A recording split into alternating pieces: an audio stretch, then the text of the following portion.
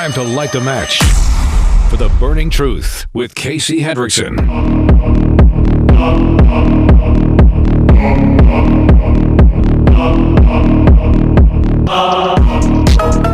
And good afternoon. Thank you for tuning in to The Burning Truth. I'm your host, Casey Hendrickson. Don't forget you can watch the show live, rumble.com/Casey the host. That's rumble.com/Casey the host. Ballistic High Speed will be joining us here around 5 o'clock. And again, they are from Fort Wayne. They are a very large YouTube channel. They do high-speed photography with firearms, explosives, that sort of thing. Very, very cool channel. And again, not located in Austin, Texas, like all the rest of them. So it's nice that we have something like that in our own backyard. And they're good guys. They do really, really good content. We're going to have them on the show at 5 o'clock today. So looking forward to that. I want to address this. So we had Micah Beckwith on the program yesterday. Morgan was getting good feedback from that as well. So like she's getting good feedback from it. I'm getting good feedback from it. People seem to really like the interview with Micah, which is something that's really rare, is that I got a text from him today thanking me for having him on. There's a few people who do that. Most of them are regular guests and they always thank me for coming on. But most of the time, when I have somebody on the show, they rarely ever thank me for it. There's been a few, okay? So don't think that I'm just saying that nobody does that. But most of the time, it's just like they don't say anything. But Mike actually texted me today. He's like, hey, thank you so much for doing that. Keep up the great work. I really do appreciate it. So it was nice, but it was a good interview. And whether you're going to support him or not for lieutenant governor is entirely up to you if you are a delegate. But Micah Beckwith does have a following. And what's interesting about this is, traditionally, even though this isn't how this is really supposed to go, the gubernatorial candidate for the party selects who their lieutenant governor is going to be, or like who they want them to be, and then the delegates kind of vote that way. They think that this may deviate now because Braun has not picked Micah, but Micah Beckwith has a pretty large following, and people are pretty supportive of him. Now, there's a big push, I will say this. There's a very, very big push from what people are naming as the establishment, if you will. Although some of the people who are supporting Braun's pick, I wouldn't consider establishment. That they are really pushing to not have Micah Beckwith as the lieutenant governor. And because he might actually win this thing, depending on the delegate count, that could upset the powers that be, if you will. The snobbish Romney Republicans, the Holcomb wing of the party, which has permeated all throughout the entire state. But now we run into this. So Kendall and Casey, they're on WIBC in Indianapolis, and it's a good show, by the way. Republican delegates in Vanderburgh County believe now that they are being targeted over their support of Micah Beckwith for lieutenant governor. So multiple delegates are facing threat of removal, even though they won their delegate races and their election has been certified. Now, for the record, we're hearing about this for various other reasons, not just tied to Micah Beckwith, but for other reasons all over the state of Indiana and in multiple counties in this listening audience for various other reasons. Okay, this one is specifically tied to the support of Beckwith. The attempt to remove the delegates has sparked anger and confusion and is facing immense backlash from local residents. One of the delegates actually went on the Kendall and Casey show and was talking about all of this. And so I'm going to link to that in the Daily Show. I'm not going to play their content on my show. That wouldn't be fair to them. But I will link to their podcast of that segment on their show. It's only 11 minutes, and you should listen to this delegate who is saying what's happening to them. Because there's delegate shenanigans all over the state. Now, for the record, there's always allegations of delegate shenanigans in every election. It is just something that happens in politics. But this one seems a bit different. There appears to be a rift right down the middle in Indiana. There are Romney Holcomb Republicans who want to move towards green energy and want to be maybe business friendly, but really not fight the culture war at all. And then the other side, which really wants to engage in the culture war and really wants to fight. And there's not a lot in the middle if you're a Republican. There's a lot of those like that rift that is there. And unfortunately, it doesn't appear to be kind of calming down. And there are many who do believe that it will calm down when you get to the general election. I'll be frank with you. In some counties, it ain't going to happen. There's just a rift that has been created, and there's no going back at this point.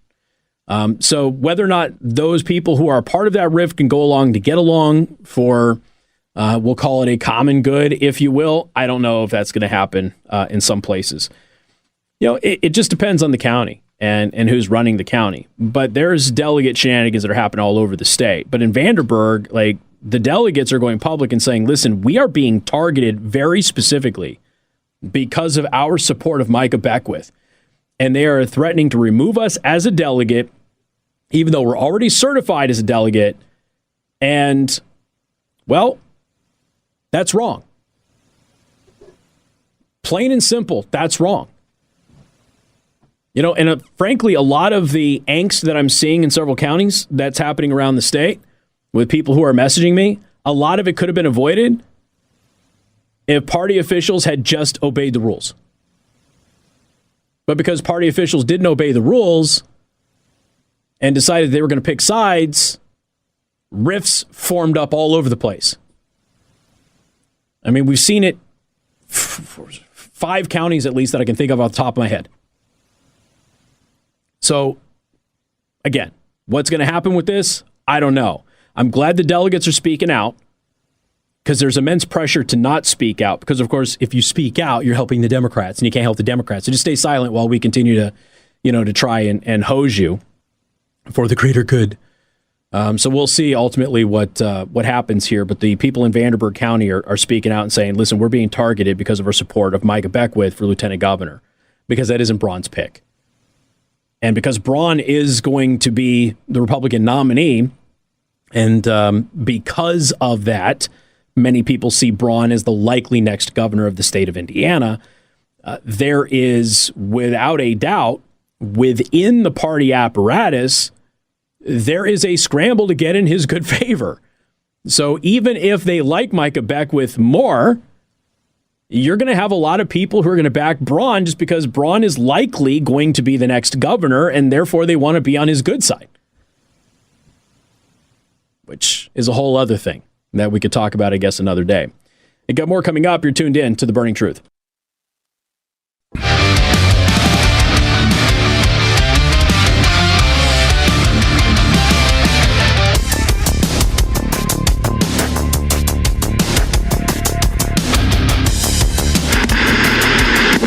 The president reportedly said, I emphasize reportedly said, that those who sign up to serve instead of doing something more lucrative are suckers.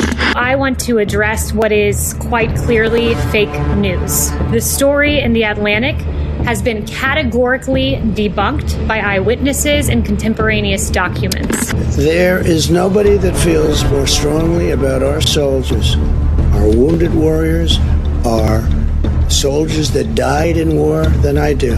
He cares about this country. More importantly to me, he cares about my son, cares about the military. He's been so caring to me and my family. And 2, I appointed Johnson to the academy. I just want you to know that. Let's clap for that, you stupid bastard. Well, now come these upsetting images of hundreds of troops sleeping on the floor of a parking garage. And if this makes your blood boil, you are not alone. President Biden facing backlash for what critics are calling a lack of respect after walking out on a distinguished veteran during a Medal of Honor ceremony in the White House. In reference to the checking of his watch, that didn't happen just once. That happened on every single one that came out of that airplane. I actually leaned into my son's mother's ear and I said, I swear to God, if he checks his watch one more time, and that was only probably 4 times in, I couldn't look at him anymore after that. I found to be the most disrespectful thing I've ever seen. President Biden, he's often called the consoler-in-chief. He does talk to families who've lost loved ones because of his own experiences. Have you experienced that from him as you've been coping with the death of his No. Have you spoken to him? No, he has not reached out to our family. We've actually reached out to the White House and have never heard back. 2 minutes later, he walks in with him and Jill Biden and their little entourage of people and like photographer. And right away, like, remember him coming up to me, trying to shake my hand, like try to shake my right hand. And I look at him and I'm like, I don't have an arm. And my left arm is in this big cast with this giant orange foam block around it. I completely immobile. All I can do is move my head. My arm's gone. I'm like, I don't have an arm. And he says, oh, and like kind of stands up and then like goes over to reach for my fingers because about an inch of my fingers are showing, and just like grabs my fingers. Doesn't greet me or anything, just that's what happened. Just grab my fingers. Almost immediately starts talking like about how their son served in the military. Doesn't say anything about what happened. Starts talking about how their son served in the military. And my mom is just like, she's furious at this point. And they're like taking pictures and stuff. And she goes, she was like, my mom said this, she was like, I don't give a f***. She's like, I don't care what you guys do. She's like, you better take care of him for the rest of his life. And he comes over to me and he leans over me. And I have a picture of this to prove it. I'll show you this picture that I have.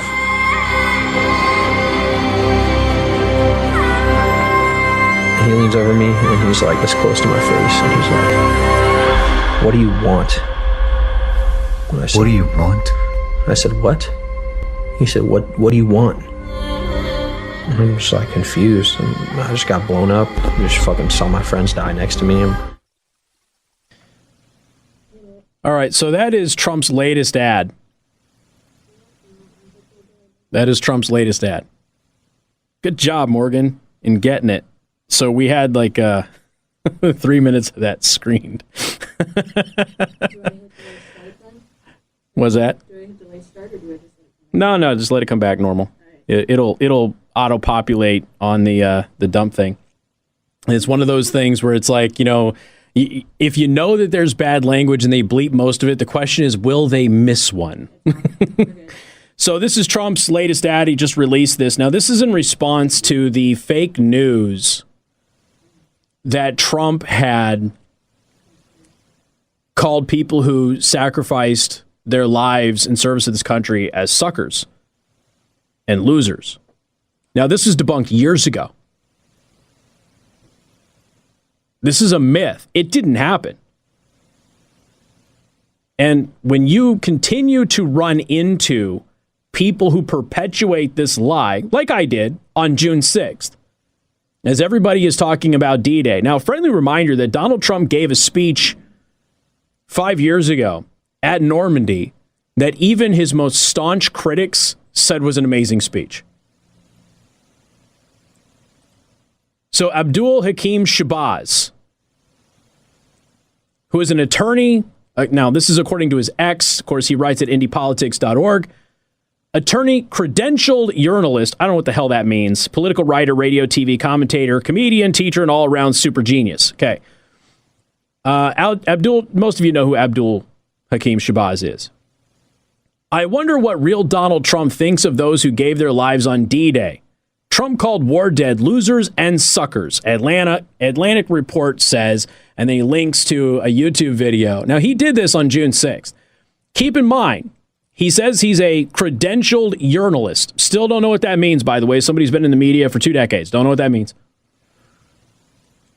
Because I've seen people who have written 3 articles get credentialed. Does that count? You're credentialed for an event. Like, there isn't like a license to be a journalist. So keep this in mind. Somebody who writes at indypolitics.org, who says they're a credentialed journalist, political writer, radio, TV commentator, well known in the state of Indiana, Abdul Hakim Shabazz, on June 6th, 5 days ago, perpetuated a debunked lie that Donald Trump called people who died in service of this country losers and suckers. I want you to keep that in mind. But again, I'm the bad guy, right? I'm the bad guy if I point out how the media distorts the truth, lies about the truth, omits critical facts, doesn't tell you about exculpatory evidence, that sort of thing. Now, of course, I commented on that. Says fake news. I personally witness his reverence for those who have served. I can name a few politicians who haven't shown any, though. One of those politicians is Joe Biden. Now, the audio of that new ad that Trump has just released, it's a 4-minute ad. The audio does not do the video justice. Because in the video, they address this lie that Trump said this about people who served this country and paid the ultimate sacrifice. It never happened.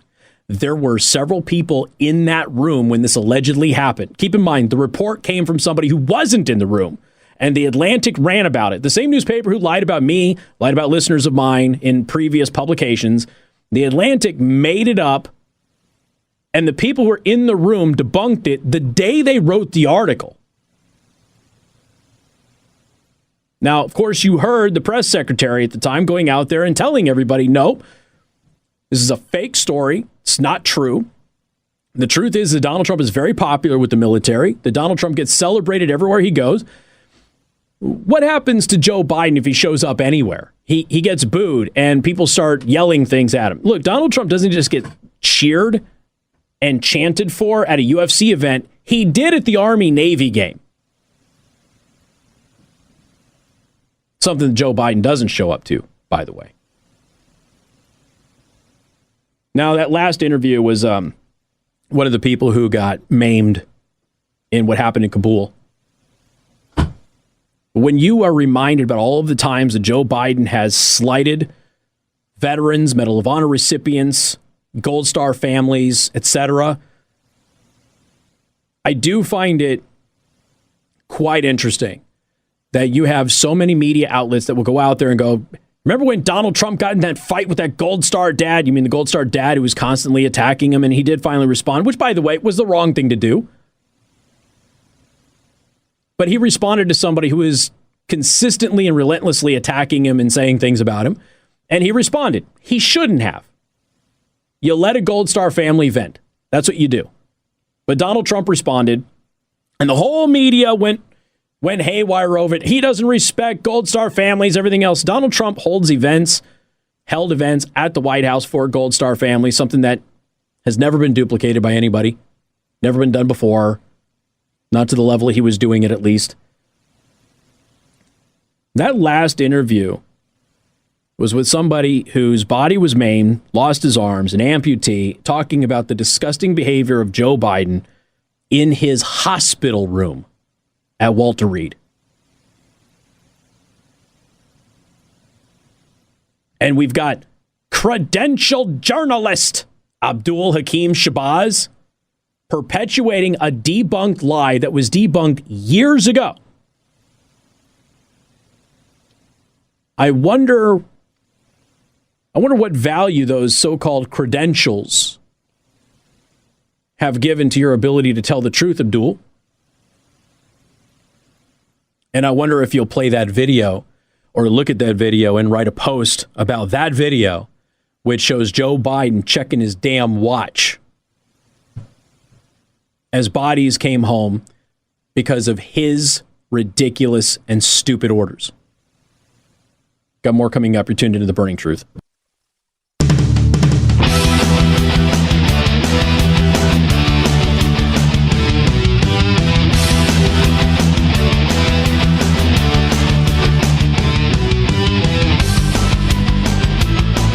The Burning Truth with Casey Hendrickson.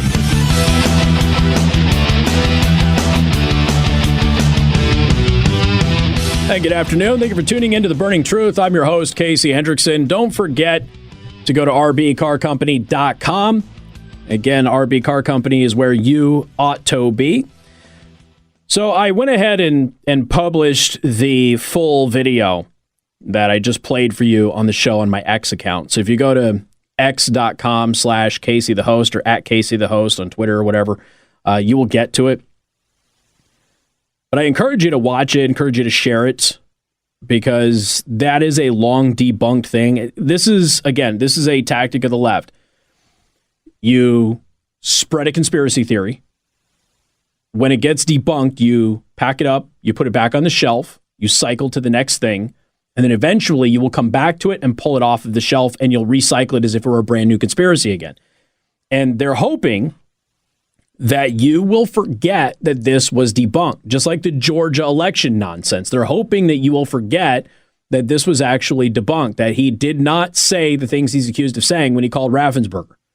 And yet now there's a criminal trial, and they're hoping that you just have completely forgotten that the transcript and the call was released, and that all of the allegations against Trump at that time were completely debunked.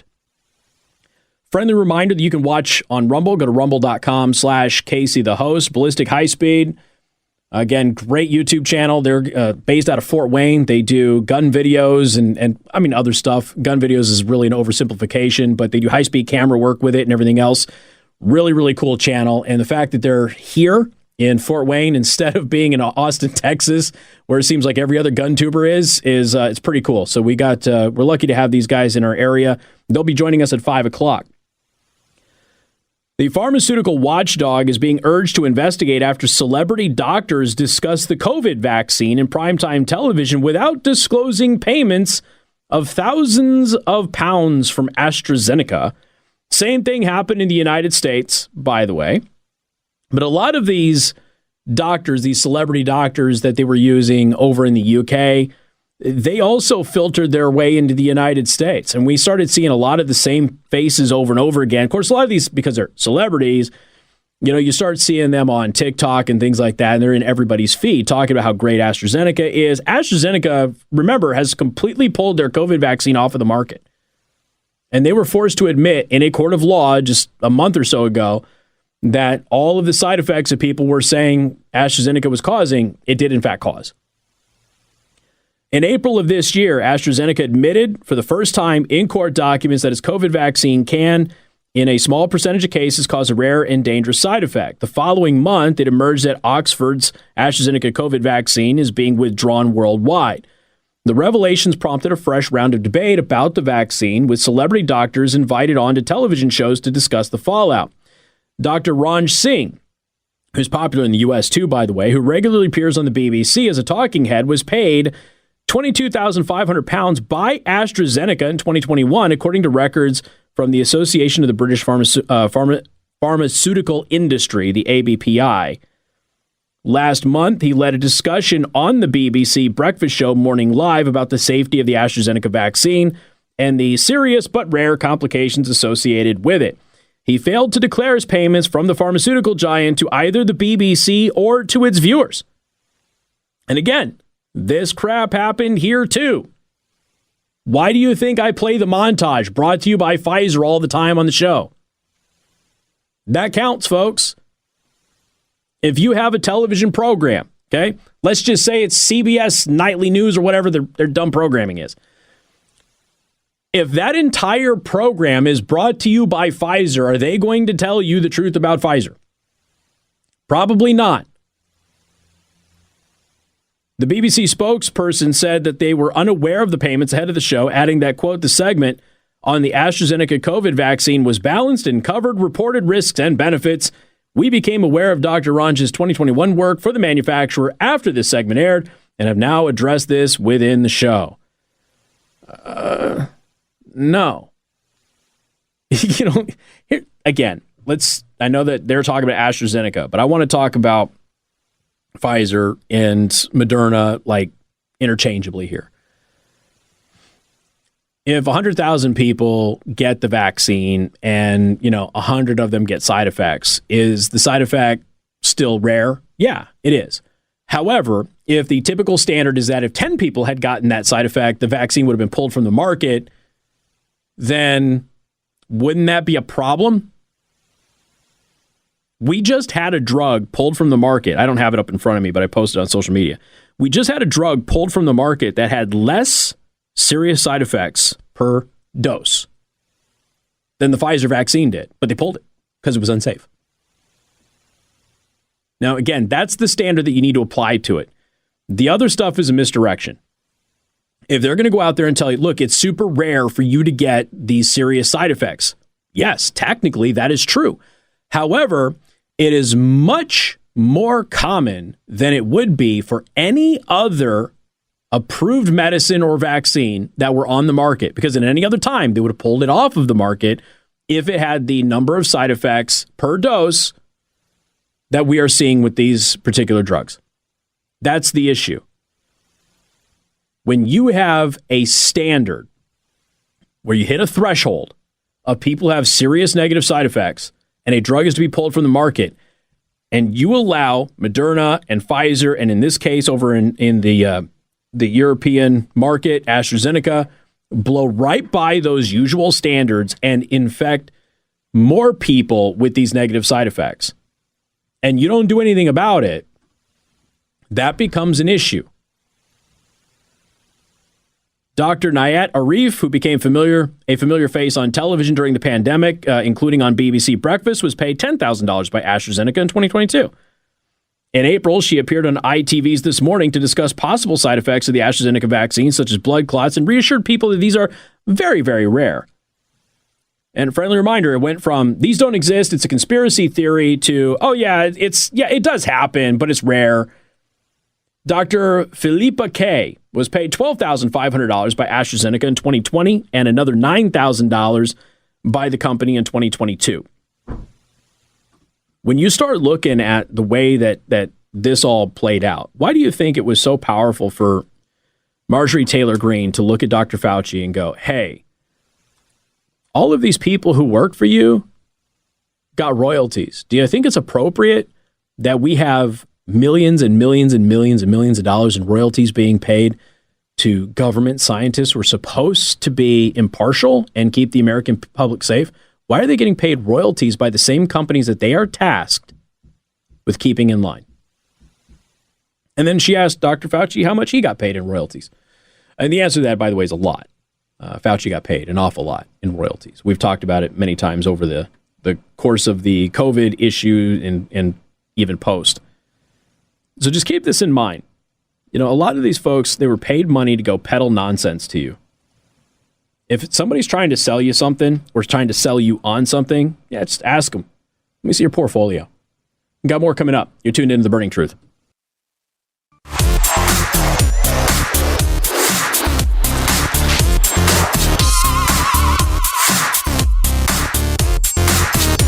Well, Ballistic High Speed are actually in the building. Was Adam a Marine? Do you know what branch he was in? Was he Army? Okay. So we put various things around the office for them to run around and try and find. They're doing a nice little treasure hunt over there, playing Frogger, what have you. So they're going to be joining us here at 5 o'clock. And if you're just tuning in, Ballistic High Speed is a YouTube channel that is located in Fort Wayne, Indiana, and they do high-speed camera work with, well, ballistics, firearms, explosives, that sort of thing. They've got a very large channel over there, and the fact that they're here and not in Texas is pretty cool. So we're going to have Ballistic High Speed on the program today, and we'll be hanging out with them for a little bit. Higher Raychick has posted that little boy, and we've talked about him before. Remember that little kid who was not allowed to give his speech on patriotism? Remember that? He was in California. He ran for commissioner of school spirit and patriotism, and yet he wasn't allowed to give a speech on patriotism, so we played that speech on the show for you.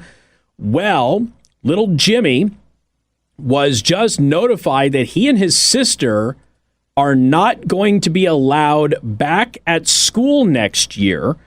St. Bonaventure Catholic Parish, this letter is to inform you of a decision regarding your family's association with St. Bonaventure School. After careful consideration and thorough review of recent events, and with the support of the diocese, the decision has been made to terminate your family's enrollment from St. Bonaventure School for next school year. This decision comes as a result of serious violations of the Christian Code of Conduct, really, and the parent electronic communication policy as outlined in our parent-student handbook and included below. These policies are in place to ensure a safe, respectful, and supportive environment for all members of our school community, and adherence to them is crucial for the welfare and integrity of our educational environment. Yeah, I know. safe and respectful and supportive environment for everybody, except for the kid who wanted to give a patriotic speech we played for you on the show, who's running for the commissioner of school spirit and patriotism. Really? That's not at all surprising, to be perfectly honest with you. Just something that, okay, I'm going to say something. I've already attacked the Pope. Got some of you Catholics already kind of bent out of shape about some of the stuff that I've said, so I'm not going to say any more, even though most of you Catholics are very supportive about what I said about the Pope. Michigan companies on the list of Fortune 500 companies has been declining for 2 years in a row. That's not really all that surprising, to be perfectly honest with you. Gretchen Whitmer, before she took office, there was 30 Michigan companies that were listed on the Fortune 500 list in 2018. And Gretchen Whitmer takes over. That is now a lot smaller. The number is nearly cut in half, with 2 more Michigan companies dropping off of the prestigious 2024 rankings based on revenue. A total of 16 Michigan companies made this year's Fortune 500 list, a figure that has declined for 2 years in a row. The state's biggest Fortune 500 casualty came at the hands of Kellogg Company, splitting its cereal, snacks, and plant-based food business into separate companies and moving the bulk of its operations out of Battle Creek to Chicago in 2023.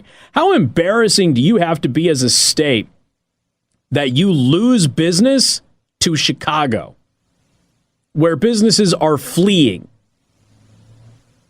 Last year, Kellogg ranked number 270 overall with $15.3 billion in revenue, making it the 10th biggest company in Michigan. The new snack business based in Chicago, Kellanova, now ranks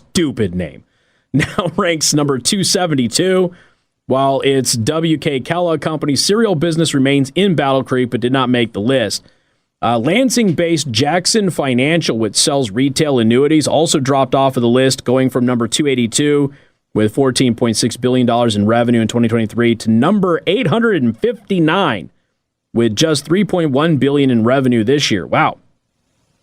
On the bright side for Jackson Financial, the company continues to employ roughly 3,430 workers, essentially unchanged from the year prior, and initial earnings for 2024 show signs of a rebound. According to the report, other Michigan companies tumbled down the list as well. DTE Energy Company slid from number 212 overall and number 7 in Michigan to number 318 overall and number 11 in Michigan. They list several other companies as well. Ford's on there. Penske is on there. Several others. I'm not going to run down a whole financial list of it, but under Gretchen Whitmer's administration, Fortune 500 companies in the state of Michigan went from 30 to just 16. Some of that's her fault. Some of it is not. So not going to go ahead and tell you that it's all because of her. That's not true. Oh, speaking of labor, the United Auto Workers president, Shawn Fain, is under investigation by a court-appointed watchdog who has been working to stamp out corruption at the union in the wake of a stunning bribery and embezzlement scandal several years ago. Now, Shawn Fain is a guy who is running around and really the face of the UAW and talking about, wages and salaries and things like that. And he kept getting asked a pretty basic question. If you're going to run around and tell everybody that these CEOs are overpaid, maybe you should disclose what your salary is. Guess who didn't? Guess who hid his salary while he was out there telling you that these CEOs were overpaid and that corporate executives were overpaid? And meanwhile, Shawn Fain, we have some estimates on his pay and his total compensation package, but really, he's not been very forthcoming with it. The Monitor, Neil Borovsky, disclosed that he was investigating Fain as well as other senior UAW officials in his 9th report to Judge David Lawson on Monday. Borovsky also accused the union of a recent lapse in cooperation with his Monitor duties, which he says began to erode earlier this year after his investigations into these individuals actually started. Now, the report, which is filed in the U.S. District Court of the Eastern District of Michigan Southern Division, outlines some clashes between the UAW's International Executive Board over recent months, particularly between Fain and the Secretary-Treasurer Margaret Mock. Back in February, the report says that the board passed a motion in support of Fain that withdrew all field assignments assigned to Mock that were, quote, not constitutionally required to be within her remit. So there's continued to be some angst and some infighting. There's an investigation. Fain is a part of that. So we'll keep you updated on all of that stuff. All right, ladies and gentlemen, don't forget you can watch the live stream, rumble.com/Casey the host. You can follow me on your favorite social media except for Facebook, where I am banned, at Casey the host. And we will have Ballistic High Speed. Again, it's a pretty good channel based out of Fort Wayne. We're going to have those boys on the program coming up in just a couple of minutes here on The Burning Truth. Podcasts by Federated Media.